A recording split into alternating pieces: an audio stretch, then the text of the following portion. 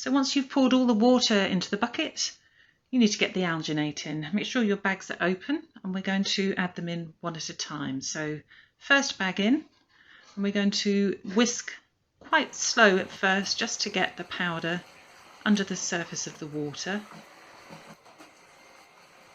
So we don't want full speed at this point. Second bag, exactly the same again. And this just stops all of that powder flying everywhere. It can get a little bit messy, but so make sure you have a white clean surface. We get that powder under the water for the second bag, and now we're ready to go with that third and final bag. In it goes again. And again, we're just initially going to try and get that under the surface of the water before we go full speed with our mixer.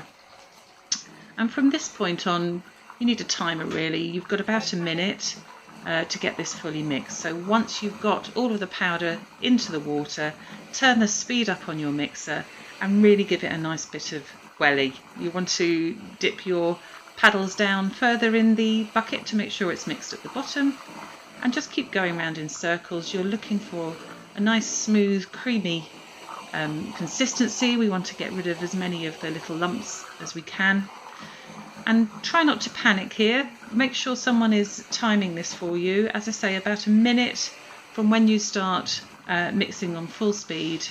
It should be long enough to get it fully mixed. You don't want to go too much longer. If it starts to go paler, it's starting to set, and this will happen quicker on a hot day or if you use warmer water. So we do suggest nice cool water out of the tap, and on a hot day cold water out of the tap. So once you're happy with it, after about a minute, make sure you turn your mixer off before you remove the paddles so it doesn't splatter absolutely everywhere. And then we're ready to do the dunk of the hands with the shape of the hands that you've already practiced. So make sure you've got it right, and in they go. And now you just need to hold still for a couple of minutes while that sets.